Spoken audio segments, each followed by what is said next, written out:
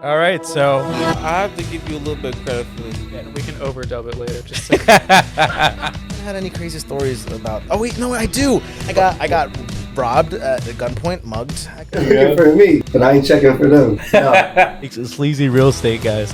But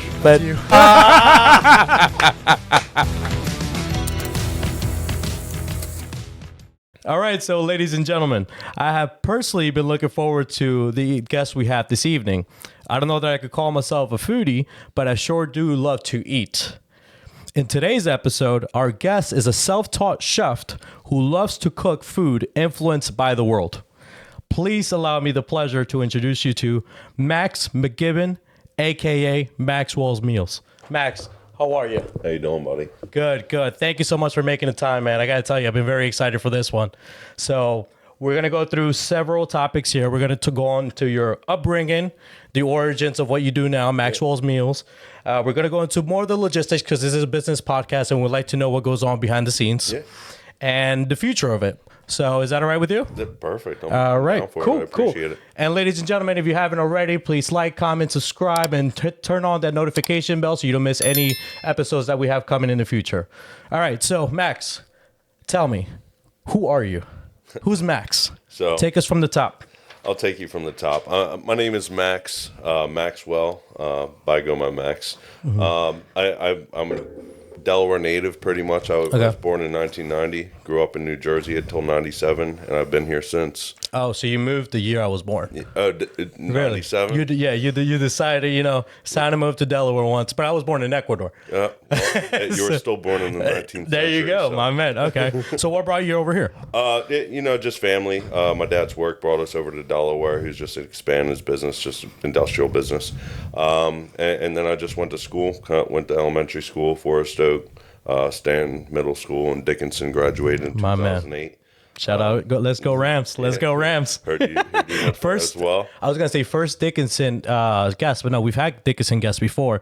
But first Dickinson guest that I didn't personally know. There you go. So there's that. That. The age difference will I'm curious to dive into that too. Yeah. Okay, because, I've heard about plenty of things at Dickinson from back in the day. I remember my days there, so I can't imagine the stories you have from that time. Yeah, no, we can go for days about that, but we're not gonna. That's not what got me here. Really. That was just a little bridge in my life. Mm-hmm. But yeah, no, I grew up in Delaware. That's why I pretty much know everyone every time I go out, not just from the page, but just I'm always out in the community, whether it's Newark, Delaware. I really don't go too south at all. I really don't go to the beach much. I don't really like Dewey. Mm-hmm. But yeah, no, I grew up in a household where, I struggled with homelessness at times. So I'm very appreciative of everyone around me. I try to be kind and positive, and through growing up and going through college, I was pretty much working 2 jobs while full-time in school at University of Delaware. I was paying my dad's bills while also paying my own. But besides the fact that all these struggles have kind of just made me what I am today.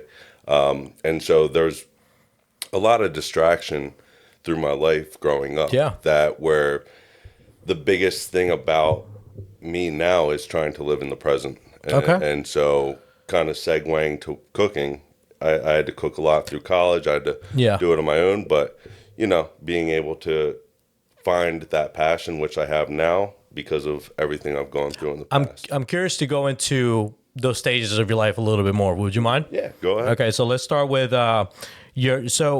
with Dickinson. What were your days? Who were you in Dickinson? Were you the cool kid? Were you the kid to himself? Were you somewhere in the middle? I was in the middle. I went to the Grange for rage metal concerts where I would be playing baseball and just chilling with the cool kids, I guess. But I feel like I'm more of an in-betweener, and I feel like growing up a little bit, you start to learn that I'm a people pleaser, one. So, I try to get in with every crowd. I can get along with everyone, but who am I really, And I feel like I'm more of that, not gothic person, but, just kind of off the wall, artsy person, someone that's not going to be, wearing Letterman jackets or anything like that. And were you aware of that even in your days in high school? No, I wasn't. I was pretty much trying to be someone who I wasn't. Trying to just be the cool person, but really realized that that's not what gets you far in life. You know, being your authentic self and being able to go through that and learn who I am. I learn who I am every day. And how did that transfer into University of Delaware? So I mean, after graduating, I went through the hard time, a little bit of homelessness in high school, which kind of, I was literally walking to school, like taking 2 DART buses and walking a mile to school every day. And that was a struggle for both me and my brother. But going into college, I almost didn't go because I didn't really have the support system. I kind of had to do it myself. I paid for it myself. I had to figure out what financial aid was for myself. And luckily at that time when I started at University of Delaware was when I started my job in corporate banking, which I'm a manager now, where I'm still there for 15 years. Wow. So once I graduated University of Delaware, my major was exercise physiology, kinesiology. I wanted to be a physical therapist. But I mean, honestly, by the time I graduated, I was already tenured 4 to 5 years within the company I'm with now. And from there, I kind of just continued my career there. Tell me about your time at University of Delaware. What were some of your biggest takeaway socially? Socially, I didn't live on campus. I commuted, but I live in Newark, so I'm 5 minutes away anyway. It's the typical parties, then waking up early, hungover, going to class, just dragging through the day. My GPA wasn't the best. I took calculus more times than I should have. Same things with physics, but yeah, it's just a typical college life. I honestly don't like it. Honestly, UD was a cool experience. Did it help me in my life? No. Would you do anything differently with college? No, I wouldn't go to college. But really, yeah, why is that? I just feel like you can learn everything on your own nowadays. But I didn't know that back then. I just kind of lived. My dad wanted me to go to college, but didn't want to help me to get there. Yeah. But I was just like, that's the path you got to take. Yeah. My brother took a less unconventional path where he went down like trades. He's an auto mechanic now. And okay. I mean, trades are becoming even more popular that's today. What I mean, like you can learn anything. Like you. Yeah. Let me get your take on this. Someone once told me, and in the lines of college and graduating and getting that piece of paper, they said to me this, and I want to get your thoughts on this quote. Is that a college degree, the diploma, is a legal form of discrimination. What are your thoughts on that? Legal form of discrimination. I guess in a sense, like discriminating you by like taking all your money for obviously nothing. You want to know where my diploma is right now? Tell me. It got delivered around 2012 in an envelope. It was like a U.S. mail envelope, like one of the nicer ones. Mm-hmm. It's in that package in my closet. Still? Yeah. Okay. Yeah. Okay. Now, I remember when he told me this quote, it was, because one, I'm going through college. Yeah. And two is, and it kind of made sense to me because, some people will look at, especially when it comes to applying for jobs, is they'll look at, whether or not you went to college. Mm-hmm. And then if you have 2 people, and the only differentiating factor is that one did and one didn't. Mm-hmm. It's like almost like an easy choice. And I can advocate for that. In the business I'm in, I interview people all the time. And that's obviously something you look for. Okay. But so even as you said that you wouldn't do college now, mm-hmm. when you're interviewing people, that's something you look for. Yeah.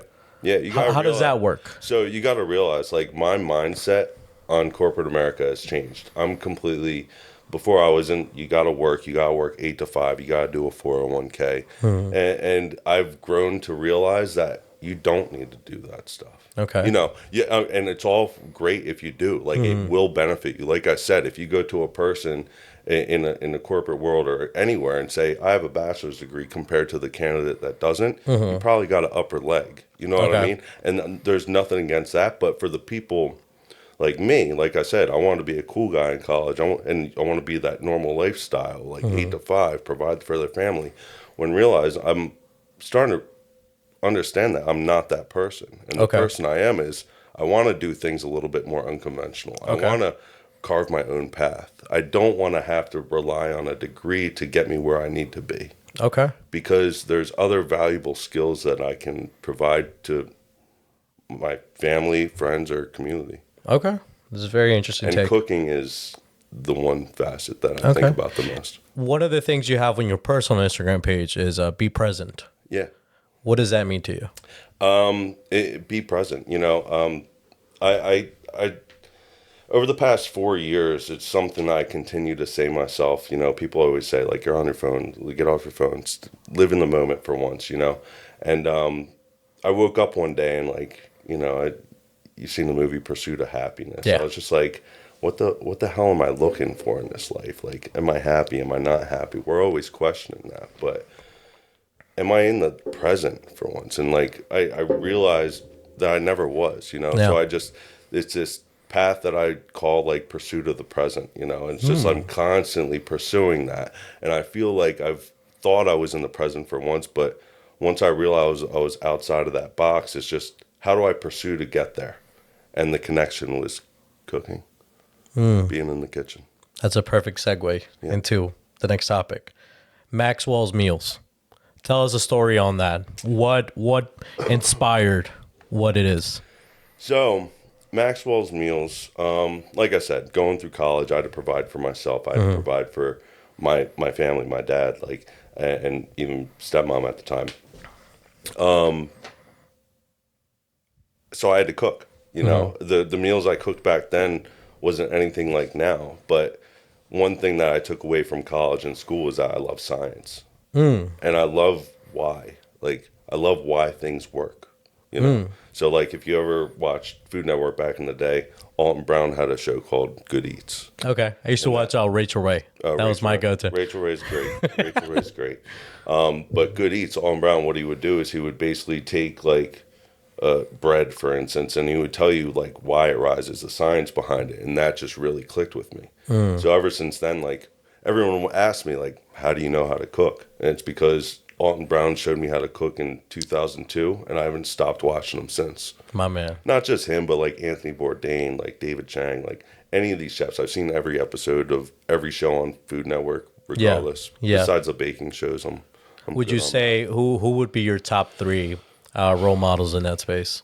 I mean, when it comes to my page, like, I state that, like, my food and my cuisines are influenced by my travels. And so the one person when it comes to traveling and food that sticks out in my mind is Anthony Bourdain. Okay. Anthony Bourdain, Alton Brown, and David Chang. David Chang, he had a good show called Mind of a Chef, and he turned into something called Ugly Deliciousness, and it's on Netflix and stuff. So Okay. and it's just more of, like, understanding different cultures and how they do things. Like, Okay. You know what I mean? Just the simple fact of every country has a dumpling. Okay. You know what I mean? China has just regular dumplings or dim sum, and Japan has gyoza. Italy has ravioli. That's very interesting. Italy has raviolis. Like, Okay. You know what I mean? You could dumpling anything, and every country has something different.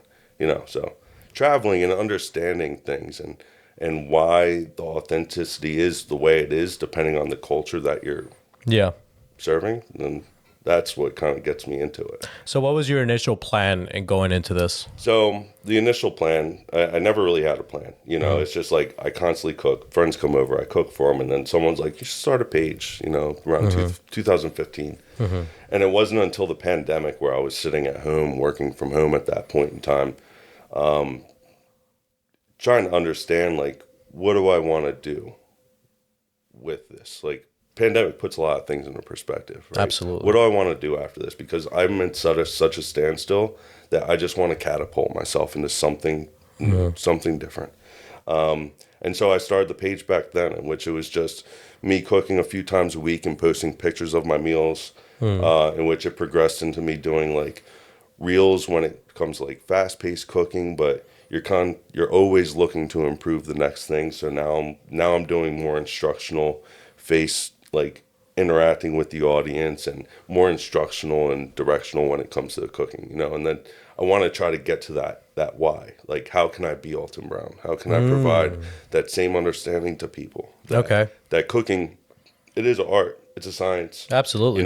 And anyone can do it. Yeah. And I kind of just look at myself in that, and But can anyone do it, or is it a specific person have to have that specific interest in the art of cooking? I mean, I saw I saw an amputee cooking with their feet the other day, so I would assume anyone can do it. You know what I mean? Not, I saw a video of it, but it can happen. But now, when it comes to the passion, that's different. Okay. You know what I mean? Like, you have a passion for podcasts. I have a passion for cooking. It's what you want to put your time into. Absolutely. You know? And so I value my time. And the time that I had prior to turning 30 years old wasn't living in the present. And I need to make sure I'm in that space more. Do you think that that's something that we struggle with a little outside of what we're talking about? Do you think that's something we struggle with today, being in the present? Yeah. Yeah. What in particular? I mean, you have so many different things going on every day. Nothing surprises me anymore. I mean, obviously we lived through 2001, the terrorist attacks, and now we got the pandemic. We've gone through we're at our second recession now within 2000. I don't know if you know, but 4 hours ago, there was a shooting in Moscow. Yes, I saw the videos. Where over 40 people died. 5 gunmen going in, and obviously Russia's in a war and whatnot, but that's obviously a terrorist attack. Like, it's just nothing surprises me anymore, especially after the pandemic. I feel like we're just completely in tunnel vision, you know? So how can you live in the present when you're constantly getting knocked back and forth by negative information? You know, and also reports came out within the past few days ago that the USA is out of the top 20 happiest countries in the world. Did I think we were even in the top 20? No, I didn't. Not even close. But we're not in it anymore, and it doesn't surprise me one bit. So all of these negative things, I try to escape, and try to live in my own little present bubble, which is my kitchen. Okay, interesting. So let's talk about. I want to know a little bit more about, because you mentioned all these different places, and you mentioned that that you're cooking is influenced by your travels. So is your travel also influenced by your cooking? Do you specifically go to places because you want to pull something away to make at home? So tell me about some of those. I mean, the most recent one is Spain. You know, I have family in Burgos, actually. Do you? I do. Yeah, so we were in Barcelona and Madrid for about 10 days or a week, a little more than a week. But yeah, that was a place where, like, I'm obsessed with, like, sharing. So, like, when I went to China, it was all about, like, the lazy Susan in the middle of the tables where everyone's sharing, like, these big family portion meals of, like, noodles, dim sum, like, soups, anything. And my thought in going to Spain was kind of that, like, they have tapas. Okay. You know what I mean? And tapas is just little plates. And, like, you can go and you can have 15 little plates, and like you can still be satisfied at the end of it, but you'll still always have leftovers, which is my favorite part. But yeah, that Spain was definitely one of the places, and it was specifically because of tapas. Okay. You know. So tapas, China. I mean, it's Spain, China. You mentioned also off camera. You mentioned Amsterdam. Yeah. So Amsterdam was also there last year. And now I wouldn't say Amsterdam, I wouldn't go for the food, but I would go for more of, like, the people and the vibes, you know? Because historically, Amsterdam has been like a very happy, very positive. Like the community there is very upbeat, and it's because they're just so real with each other. There's no grudges, there's no holding back, and people just enjoy each other's company. You know, the conversations are a little bit less, but the interactions are always way more positive. Would you say that people are more present outside of the U.S.? Oh yeah. I would 100% say that. Okay. Interesting. I feel like there's a lot of distractions in the U.S. Okay. Okay. Let's dive into the logistics of Maxwell's meals. Let's start on there. When you manage your channel, your content, walk us through how you go about organizing what meals to pick, how to record, what do you record with. So let's break that down. So what do you record with? So I record with just my iPhone. Okay. The iPhone, the Apple iPhone. Okay. I think I got I don't even know what it is, a 15, 16. Okay. It's the newest one, I think. And up until then, like 6 months ago or whenever it came out, I had the 12, Okay. which is also fine. Like I have no issues with that camera. So I just use that, like 2 lights, a couple tripods, and that's really it. Now, when it comes to the actual planning, that's the funny part. Okay. I don't have a plan. Okay. Ever. Never. It's kind of like You say literally that. yesterday. Like Yeah, you say that, but I also saw you post the other day that you have a crazy backlog. I do, but Okay. but all those meals weren't planned. Okay, but you also coincidentally happened to drop last week on St. Patty's Day. I think it was day or day or whatever. What's it called? A specific St. Patty's meal. Yeah, corned beef and cabbage. There you go. Yeah. Do you want to know why I did that? Please. Because every year I do corned beef and cabbage. Ah. Once a year. And Okay. it's always going to be around St. Patty's. Okay. And it's either that or shepherd's pie. Okay. So if you saw my thing, what should I do? Corned beef, cabbage, shepherd's pie, spring minestrone soup, or whatever. Yeah. You said You you, know had what the I mean? poll just today. Yeah, well, I polls the other, so I plan on doing shepherd's pie this weekend, Okay. probably tomorrow, since it's going to be Exclusive. raining. Come over. It's free. Come watch it cook. But yeah, no, there's always somewhat of an idea, but it's not like I have a piece of paper and I'm Yeah. planning stuff out. Yeah, yeah. Right now I have a rough list of about 100 dinner ideas on my phone. Okay. And it's constantly like, I'll be waking up in the morning and I'll be like, oh shit, I want chicken enchiladas today. It's either I put it in my list in my phone or I make it. And when I'm like indecisive, which I'm always indecisive. Okay. Like, what am I gonna cook? Like, I look at my list or I just look in my fridge to see what I have. You know. Now I But there's a third one. There's a third one. What? You have people choose. No, I don't. So what are these polls?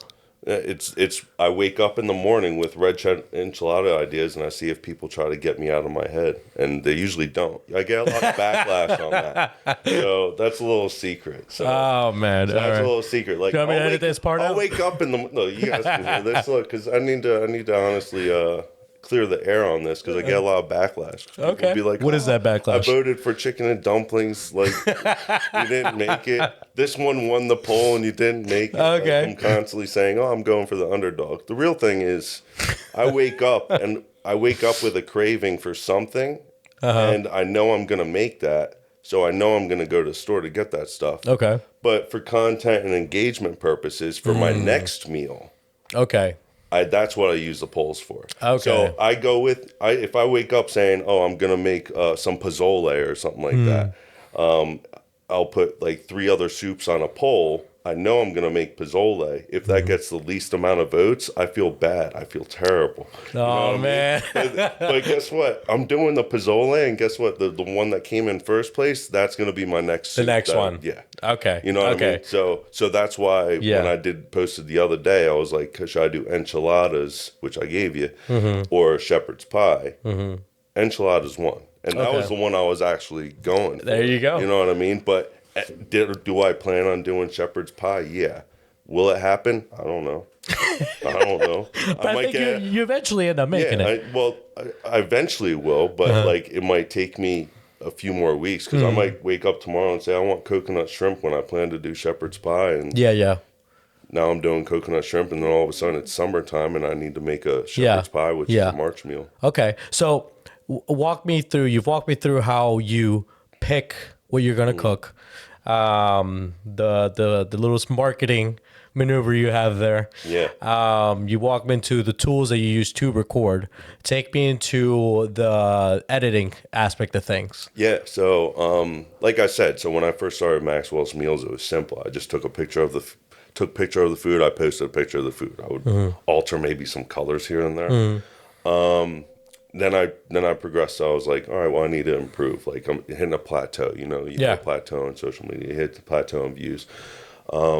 And at that point, that's when I was like, all right, well, I'll put myself in front of the camera, but I wasn't confident enough to actually speak to the camera or interact with the camera at all. So it was more of just time lapse of me cooking, you know, and all the conversations around those posts were like, well, you're moving too fast, blah, blah, blah. And I'm like, all right, well, Alton Brown actually got in front of the camera and was able to explain some stuff, so why can't I? So then that's where I kind of did the next step, where I'm like in front of the camera, and with all of these videos, like, and another why I got into it slowly was editing purposes. I didn't know how to edit. Oh. I don't know how to edit videos, like very minimally, and I still don't.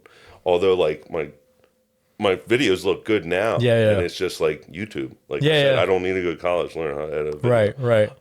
There's a lot more things I've learned outside of college. Thank you, TikTok. There you go. But yeah, I use CapCut, and so I have crazy ADHD. So like having to sit down in front of a computer and like Right. especially I'm like I have about an hour's worth of footage at times, and I edit down to 1 minute. Yeah. Like And that's and very I'm hard not to do. doing YouTube yet, and that's still Okay. like that's gonna be another step to it. Yeah, but I'm yeah. just like going into it slowly, and the most important thing that I've heard. What's that guy, Mr. Beast? Yeah.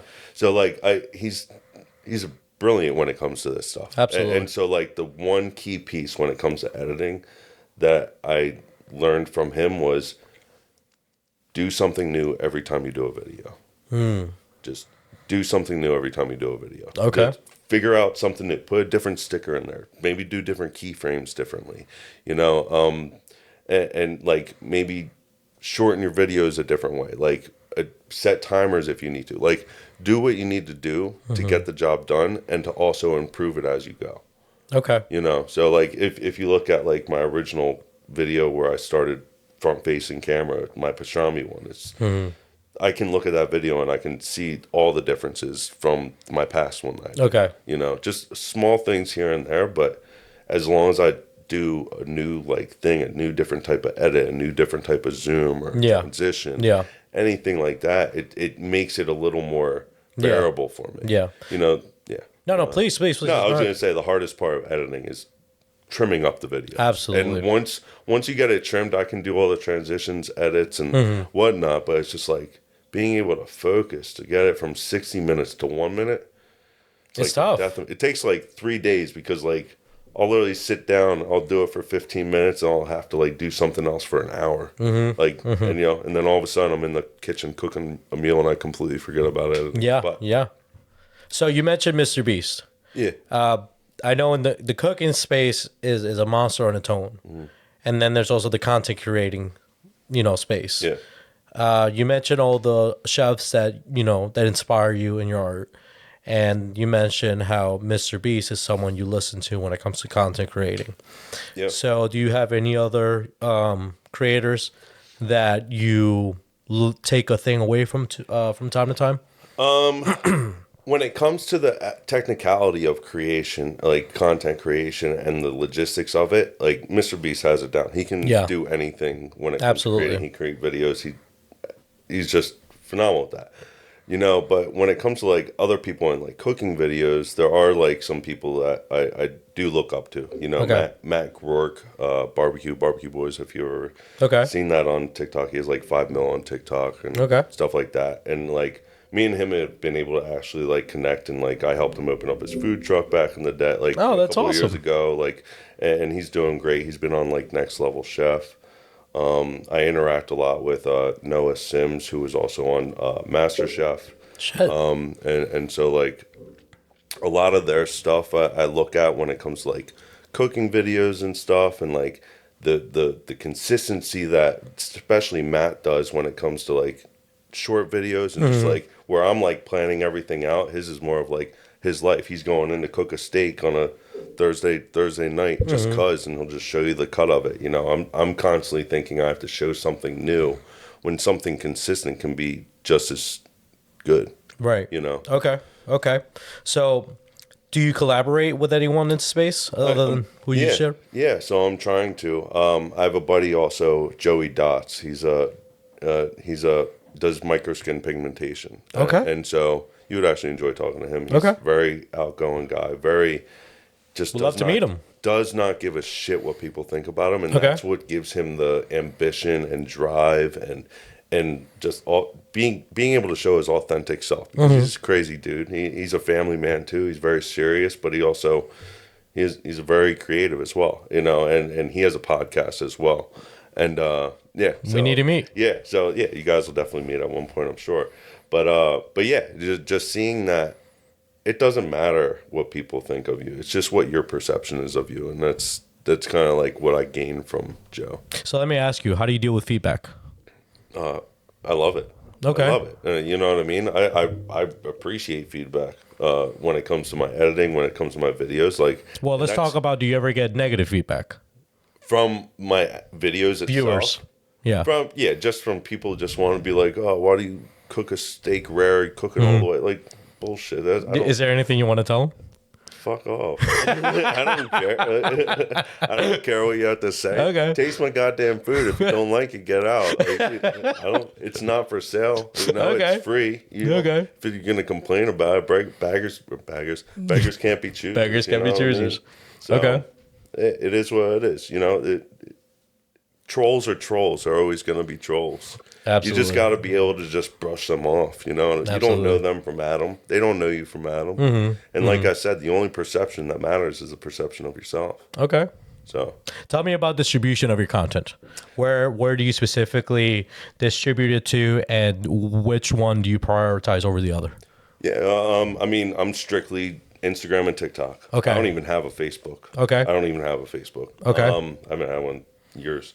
But yeah, Instagram and TikTok, and pretty much I post pictures and reels to Instagram, and that's probably my biggest following. I've got like almost 4,000 followers. My man. Yeah, it's not big by any means, but still, it's. But it's to a point where I found your page literally by just scrolling. Because here's the thing, I think, because the algorithm is so good that it knows what you want to see. There was a point in time that I would just get all steaks and cats. Right. Where's your cat? You have a cat? There is a cat. There is a cat. Not in this house, but I do too. Yeah.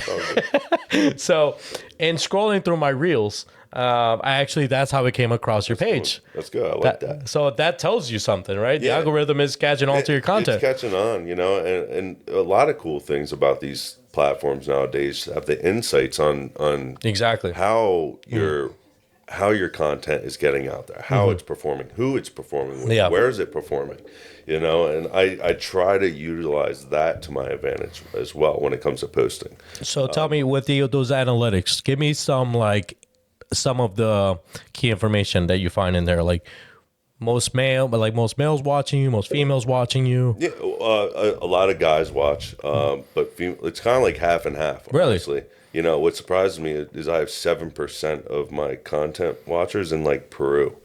Okay. Okay. I don't know, maybe because it's Spanish food, maybe because it's meat, maybe because it's smoking, God knows. But South America, there's a lot, but a lot of it's local Delaware. You know what I mean? Because I know a lot of people, and everywhere I go, I'm constantly putting stickers up. I'm constantly giving them out. You know what I mean? I'm always talking about food. So my opening line is, "Do you like food?" It's like It's almost like, how can you say no? Yeah, if not, then I definitely don't want to talk to you. So Instagram or TikTok, if you had to choose one over the other. For my stuff, Instagram. But for my usage, I love TikTok. Okay. Like I said, when it comes to cooking, like there's just so much more, and like the way it's provided to you is better. Okay. But yeah, I'm getting more traction on Instagram. I kind of enjoy that platform more when it comes to engaging with people, but not neither here nor there when it comes to that. I prefer Instagram when it comes to my content, but when it comes to my personal use and knowledge, TikTok. Will you dive into any of the platforms in the future? What? Any other ones? YouTube. Okay. Specifically, I can see myself getting into. As in like YouTube Shorts, or like a full-on video of you cooking from beginning to end? That's what I'm still trying to learn. What the hell is a YouTube short? Like, so it's, how there's TikTok clips, so it's like there's Instagram Reels, and then there's YouTube Shorts. Okay, so is it under 60 seconds or is it 60 seconds? Yep. Oh, so it's like a YouTube TikTok. Exactly. Yeah, it's their version of it. Okay. TikTok started it, and then Instagram Reel. When did they start that? I want to say that, musically inspired TikTok. I don't know if you remember Musically. Musically was a version of almost like yes. Vine, I want to say. Would you say that Vine? Yeah, so Vine, then to Musically, into TikTok TikTok into Instagram Reels, Instagram Reels into YouTube Shorts. But after Instagram Reels came out, Facebook started coming out with a kind of almost like a reel feature. That's like when I got rid of my Facebook. Yeah, yeah. And then YouTube came out with Shorts, and at one point, I believe Twitter had something similar. At one point, I don't believe they have it anymore. So YouTube is a platform you'd like to explore in the future. Yeah. Okay, Yeah, but like long format or short format? I could see myself both? doing both, you know, Okay. and that's what I'm saying is I just starting to get into editing and whatnot, and so it's just a slow progression for me. You know, I put all of my energy I probably put 80% of my energy into cooking, and then 20 into editing. Okay. You know, so once that starts to transition a little bit, then I'll be able to focus a little bit more and actually digest what the hell a reel is or a short is or YouTube is, and like how do I edit it for that long video, and like, you know, I assume I have to have different cameras set up, different transition, like, and right now that's just too much for me to think, so I'm just gonna go into the kitchen and cook a shepherd's pie, My man. you know. So Okay. so So, and I guess to move on from this subject, I'd like to ask you a two-part question. What is your favorite part in doing the content creation? What's your least favorite part in doing the least content creation? favorite part, like I said, it's trimming the videos. Okay. My favorite part And it can be the cooking. it can't be the cooking. It can be the cooking. Is sharing my food. Okay. So, and The that's community not, aspect? and that's not part of the content, really. Like I'll post like this morning. Like there's this guy in the Newark Farmers Market. He sells empanadas, and so I kind of struck up a conversation with him one day. You posted him today. I posted him today. Jose Yes. Garcias. And he's What's his in name? Newark. You want to shout him out? Jose Garcias. I can't pronounce the name of the company name. Okay. Can't pronounce Jose Garcia. Yeah, Jose His Garcias, business. your And empanadas. where's it located? Newark Farmers Market. Newark Farmers Market. Killed it. Okay. Kills it. So I always tell them I'm always giving my food out. Like I'm a single guy, or not a single guy. I live alone and I cook for like a family of 10. My man. Like so, last night I made enchiladas. I made 23 enchiladas. Today I gave some rice and enchiladas to Jose. He gave me some empanadas. So it was like an even trade off. It was good. Why do you do that? Why do I do what? Give so much food away. That's what I love to do. Like that's the funny thing is like people are always like, oh, I want some food. I'm like, all right, come get some food. I have so much food, and it doesn't take till like the fourth time they ask. They're like, oh, are you serious? I'm like, yeah, just take my fucking food. Like I tell You're people, like when you visit your grandmother, the grandmother, and then she forces you to eat everything and then take some food with you. Well, that's what I mean. Okay. I consider myself like pretty much a grandma because you're not allowed to come in my house and not eat, let alone not take anything. Okay. You know, so I had my friend Erica and her mom came over last week, and it was their first time over, and so I literally gave them I gave them like 4 different meals. I have all these frozen soups, and then my friend Tony, they're related to like his parents, so I sent them home with food for them too. So yeah, like you're not allowed to come to my house. I mean, do you watch football? Yeah, I mean Eagles every now and then. Ever since the pandemic, I've kind of fell off a little bit. Okay. I bet you would host some mean watch games. You know, because part of like the watching the games is having the food and all that stuff, right? I've provided for some like my friends' watch games. I'm always making wings or sliders or whatnot. My man. Yeah, it's what I do. All my food is free. What has been your favorite dish to date? I know it's like a mother asking, who's your favorite child? So, but if you had to pick one dish, period. Yeah. Or like favorite dish that I've cooked. That you've cooked. So hard. For Maxwell's meals. I do a porchetta every year. Okay. A porchetta is pretty much just like a pork loin wrapped in its belly with a bunch of fennel herbs and stuff. So like that's something I enjoy every year because I get better at it every year. And every year I'm like, I don't mean to sound cocky. I'm not cocky at all. Like I love feedback. I love. So you're about to be really cocky. Yeah, I am. So up until about a year ago, like I've kind of realized that like I enjoy going out. I go to restaurants. I enjoy not cooking. So I appreciate food for that. But I know that I'm able to cook it better. Like and like it's not like cocky by any means. It's It's not cocky. It's confident. It's a fucking, you know what I mean? It's just like, it's good. Like, it's good, but I just know I can do it better. And like, there's nothing I can't do. I cook everything from Asian food to Indian food to South African food. Like, it anything. So let me ask you this. What gives you the competitive advantage? What makes you better? I know how to season my food. Okay. I know how to season. Like, salt and pepper, that's all you need. And if you go to an establishment, the one thing that's messed up, it's either overcooked or unseasoned. Okay. You know? And nothing wrong with that. Okay. Actually, yeah, there's a lot of things wrong with that. But yeah, it's just like I just know my palate, you know? And maybe it's only good in my eyes because I know what I like. Yeah. But also, you're going to like it too. I already know, like, and not just you, but like anyone. Like, I've never had someone come in my house and not like my food or ask for more, or like, and that's what I get the enjoyment out of it. That's what makes me want to, you know, season heavily. That's what makes me want to put my love and passion into the food that I do. I can feel it. You know, I can feel it. It's just what I do. So, tell me, because you have your day job and you have your passion. Yeah. Is there a world where you turn your passion into your full-time career? Number one question I get is when you open up a restaurant or a food truck. Okay. And along the lines of like people not understanding that my food's free and you can easily come to my house. It's hard to understand the concept for me. Like, people say, it's like, is it your job if you love what you do? Like, you know what I mean? Like, and what I understand is it took me 30 years to figure out that there's one thing in this world that can get me to live in the present, and that's cooking.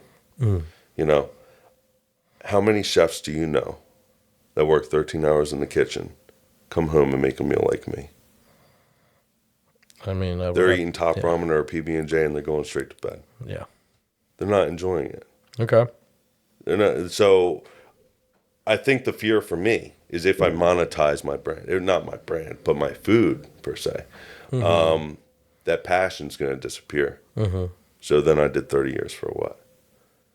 You know, but I'm starting to come to, like, you know, These things do cost you money, though.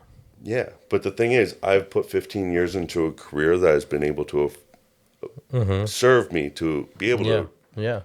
I don't like. And like this is where I'm going to challenge you a little bit. Good, okay? please, because I told you I've come from homelessness. I've come from hard times, like to where like I've worked this hard to appreciate the money, and with everything going on, you got to realize that money isn't shit. Okay. Your time is way more valuable than money. Absolutely. Money comes and goes. Your time Absolutely. doesn't. So I'm going to take whatever money I got, whatever energy I have, and put it into a passion that I actually care about. So what if I tell you, I go to your house, you provide me a meal and then want to take one with me, and I want to give you money? No. I Venmo people back all the time. They leave my house, they try to cash at me or Venmo. I said, that don't work. I'll send you $10 more on top of that if you do it. And the biggest fear is that you are afraid that you'll start losing your love for the art if you start putting a dollar sign behind it.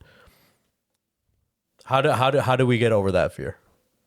Do you want to get over that? If I get fired from my job, I'm gonna have to. Okay. You know what I mean? So that's why I always say too, is like, fire me. But if you fire me, just know that there's, you know, I'm gonna have to resort to like. Food Network hits you up. They say, Maxwell. So that's different. That's different. That's not a job. So what I'm saying is my passion is cooking for people, sweat and bone to provide for you. I want to be able to, if Food Network hits me up and they say, go on Chopped, you get a chance to win $10,000. Fine. I'll take 2 hours out, 2 days to do that. It's what I love doing. I can get money out of it. That's fine. If they tell you, Max, we want Maxwell Meals to become a show on the Food Network, I would do that. But it means that you have to leave your day job. Yeah, but you got to realize that they're just filming for 8 hours a day, cooking one meal, as opposed to cooking 100 for 100 people. So it's all about the physical effort, I guess, putting into it. And I'm not lazy by any means. It's just I want to be able to work and provide for myself on my own time. You know, if Hawaiian rolls, like Hawaiian rolls. Shout out Hawaiian rolls. They send me PR packages sometimes, and like if they want to hit me up and be like, hey, if you want to do a post on a meal for $5,000 and post it, easy. Okay. If I can monetize it that way by sponsorships all day long, is that what I'm probably going towards? More of that than opening a restaurant.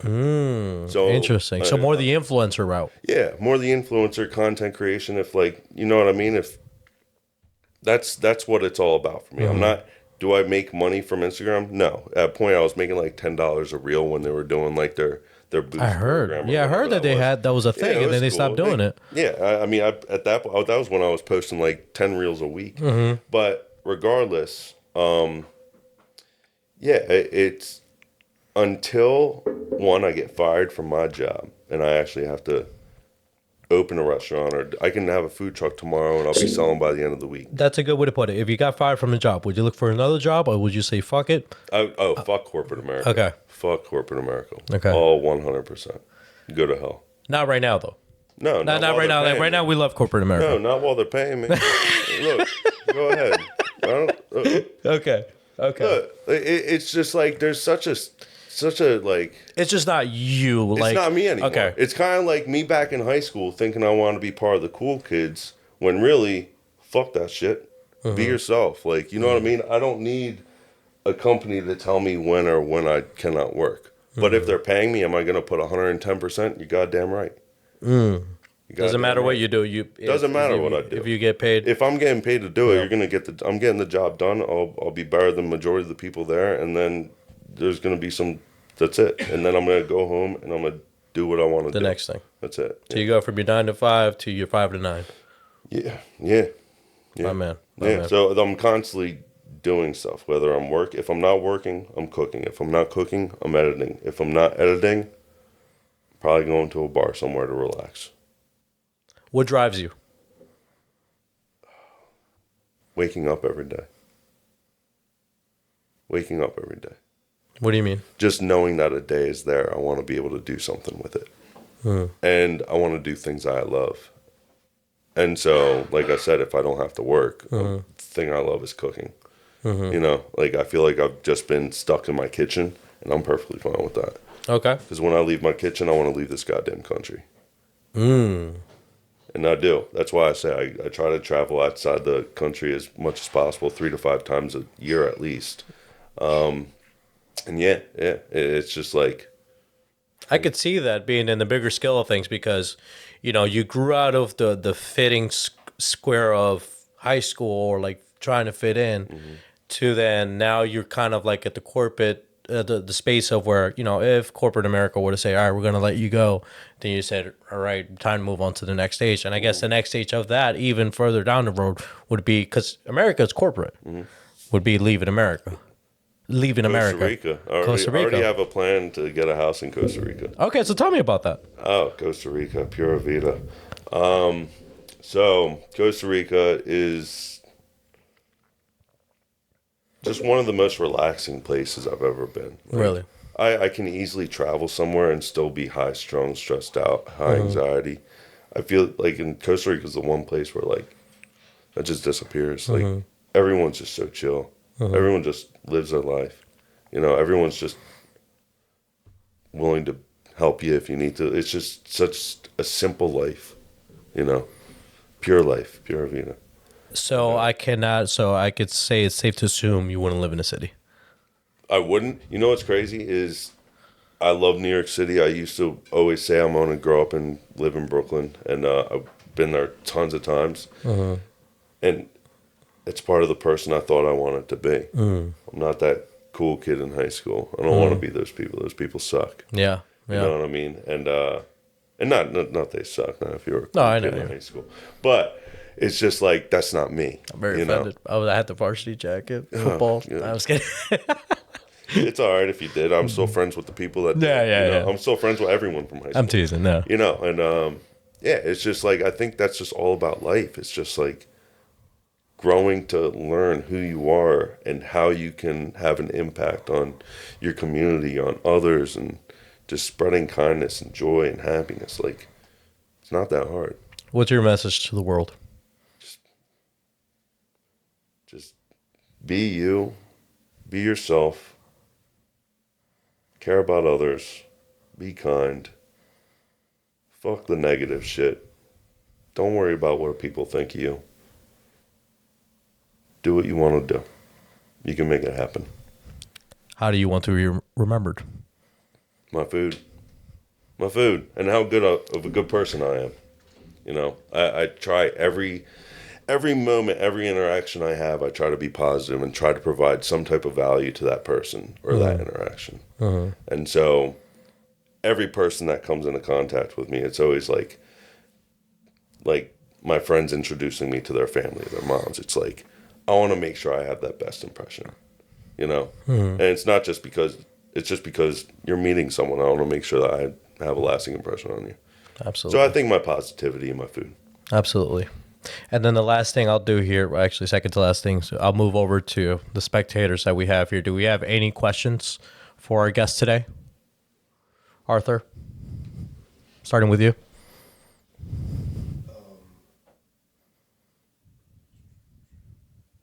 He's a notes guy. He's an accountant. See that? Okay, so have you been to Italy? Have you been to Italy? I have not. Okay. I have not been to Italy. The only parts of Europe I've been to so far is Spain, which is Madrid and Barcelona, and Dublin and Amsterdam. Just on the fact that their food is absolutely amazing and it's completely healthy. He says that their food is one amazing and two absolutely healthy. Yeah, I don't disagree with you at all. I trust me, Italy is on my list. I'll probably be there this year. You know what I mean? At some point. So I actually promise you I will be in Italy this year. Okay. Yeah, the stories I hear about Italy all the time where like I go over there and I eat all this pasta and food. I don't feel bloated. And it's just like, and the wine, I drink wine. I don't get hungover. It's just like all the nitrates, all the shit that's in our food. Yep. And, you know, just another testament to why America is just, you know. But, you know, we can definitely do better. We can definitely do better. And I think putting less shit in our processed food, right up Italy's alley. You know? There you go. There you go. It's where we need to be. Do you have any questions? Tell me. When you're creating your recipes, is it completely experimenting or do you kind of have like a baseline that you branch off of? When you are creating recipes, is there a baseline or do you have something you branch off of? It's a great question. I could easily just go into a recipe from scratch and do what I want to, but I feel like the best results when it comes to my cooking is like, I don't look at one specific recipe. What I look at is three recipes, and like now that AI has become a thing, ChatGPT. Yeah. Like Do you use ChatGPT? all the time. My all man. The time. My all man. The time. I love, shout out to OpenAI, Yes. ChatGPT, because like, and trust me, I research this stuff too, and I know what goes into like, if I like last night, like my enchiladas, like I know what I'm gonna do from a baseline, you know, and because of like I've made them before, I've made all these recipes, but when I make it, I would usually look at like 3 to 4 recipes, take what I want from each, and then make it. Whereas I have ChatGPT, I'm saying, hey, my Jamaican grandmother's coming over for dinner. Give me the most authentic jerk recipe ever. There you go. Like, Pro tip. joke. Yeah, and like tell ChatGPT you want some most authentic food, and like what I do from there is I'll see how much ingredients are there, and I'll be like, change this ingredient, change this ingredient, change this ingredient, and then that's how I get my final product now is ChatGPT. But you can throw me any food dish and I don't have to look at a recipe and I can cook it. It's all about like that's where like cooking comes into play, like not wanting to cook comes into play because people don't know how to cook. Yeah. And like there's this thing I saw the other day is like, you're dumb if you don't know how to cook because all you have to do is read a recipe. You know what I mean? But it's not as simple as that. And it all comes down to the why. Like, why do you have to do that? And that's where the technicality comes in. So all these years of cooking, I've just been polishing up on the technical aspects on how I do this. How do I make a roux? How do I make a sauce? How do I emulsify butter into a sauce? Like, and it's all these little things where if you knew, you would actually be more inclined to actually try that dish and be less like not scared of it. You know what I mean? But I see. Yeah. And if we have one more question, we'll take that, and then we'll close out. What's your question? It's a two-parter. Two-part question. So Okay. if you're making something you've never made before for like the first time, how many failures would you say you have on it? And then what would you say would make it a successful recipe that you would want to record? So when you're making a new recipe, do you ever have any failures? And then how many failures does it take for you to say, all right, let's get this on camera? so, like I said before, the technicality part's the most important piece. So Okay. you can give me, so to be honest, before I started my page, I had so many trial and errors of like all these different dishes. But after I started my page was after I like built like the understanding of like why things are made, like how to make things, how to do things. And so because of that, I don't have many failures at all. Like out of all my posts, I have like almost 500 posts. There is 2 of them that I did not eat or give away. And that's because of the why. Like how are things done? You know, I'm confident in that. I know how to make a sauce. I know when to add veggies or aromatics in. And as long as you do that in the process it's supposed to be done, and you know why, then you're really not going to fail, you know, unless it comes down to the product. I see. Max, where can we find you? Newark, Delaware. 66 Lower Valley. Honestly, God, I had 2 strangers show up at my house today. Really? Yes, because they saw my enchiladas. Like I've given away half. I made 25 enchiladas yesterday. I'm down to like 15 now. Really? Yeah. Wow. So like I'm used to giving my address away, and people are like, oh, aren't you scared? Look, if it's my time to get killed or something, then it's time. You know, I'll defend myself. Well, But where can people find you on social media? social media, Instagram and TikTok, Maxwells _meals, stickers. But yeah, that's where they can find me. Absolutely, man. Thank you so much. And we're not done just yet. We're going to go a little bit over the hour mark here, but we'll edit it out. I do want to try one of your meals because you did bring them. What did you bring with us today? So today I brought you Italian roast pork with broccoli, rabe, polenta, and roasted carrots. And I made that a couple days ago, and last night, and which it just gets better with age, honestly. Maybe not. Which one should we, of the two, which one should we try? Absolutely, right now. I mean, they're both fucking good. The enchiladas? All right, let's try the enchiladas. Let's try the enchiladas. This is fun. This is fun. I like this. Yeah, so yeah, we'll try Just a quick minute. Yeah, but yeah, you'll get all the flavor. So like the enchiladas last night, everything from scratch besides the tortillas. You know what I mean? So I basically made the seasoning from scratch, blackened the chicken with the seasoning, cooked that all the way through, steamed it while I made like dried chilies. Like I took all the dried chilies. Like usually when you make an enchilada sauce, people are buying the jar. You know, it's a jarred sauce. Or what they'll do is they'll just take a bunch of spices and mix it with like oil and a roux. Where like I actually broke it down where I took like the dried chilies and I took the tomatoes, the jalapenos, the fresh garlic, and I steeped it for a couple hours and then blended it and then strained it to make the base of the sauce, and then took that with the roux to make even more of a sauce. So it's like, so when I filmed it yesterday, it was 7 hours of cooking total. Really? Yeah, but I also worked yesterday. I didn't finish last night till like 1. Wow. Yeah. Okay. Well, we appreciate you coming here on Yeah, a well, I late didn't night. make this just for you, so I mean. I'm going to think that you did, just so I can feel special a little bit. Well, good. Just come to my house and then I would love to. I would love to. Yes, yes, yes. Arthur, you're invited too. Absolutely. Okay, and there was something else I wanted to ask you. So, not share with you was that I worked at a country club for 5 to 6 years, and when it came to, because it was like one of those finer country clubs where like, you know, it costs a lot of money to become a member type of things. I think that was the first time where I realized that food, especially like special food, is really an art in itself. Yeah. Especially when it's like a whole line of people, whatever the case is, like one thing after another, it needs to be presented this way. Yeah. So when you mention, you know, from A to Z, how you get there, it really does make you appreciate it for what it is. It does, and I appreciate that stuff too. And like, I even though I said I don't monetize my stuff, I do have friends that hit me up. I had someone hit me up today for a catering party in June for about 100 people. and which I'm probably gonna do. Like My man. my friend had a Valentine's Day dinner right at Valentine's Day with like 15 of her friends. So me and my friend went over there. We did like a private chef event where like I did cook food. They did pay me. You know what I mean? But like and I think what we spoke on here is like the future of Maxwell's meals. Am I going to monetize it? No. Am I inching into that field? Yes, but not into like the restaurant, working to the bone. Like if I can do one meal for a group of people once a month, Okay. cool. You know what I mean? Get a couple bucks from it.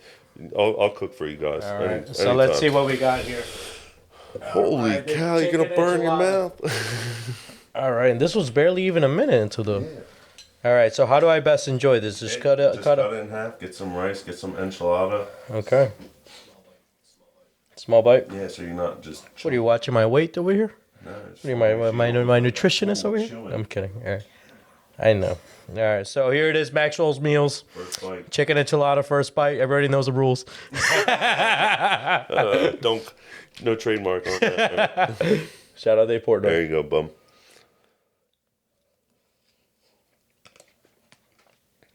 Ooh, hot. Looked like it. That thing looked like molten lava. I know you didn't like spicy, but I know that thing temperature-wise is, That's really good. yeah, That's really good. flavorful as fuck. My man, thank you so much. Yeah, enjoy. Ladies and gentlemen, If you want food, it's free. It's on me. Don't be scared to ask. So, you just gotta Maxwell, come pick it up. Max Mcgibbon over here, a.k.a. Maxwell's Meal. Follow him on Instagram.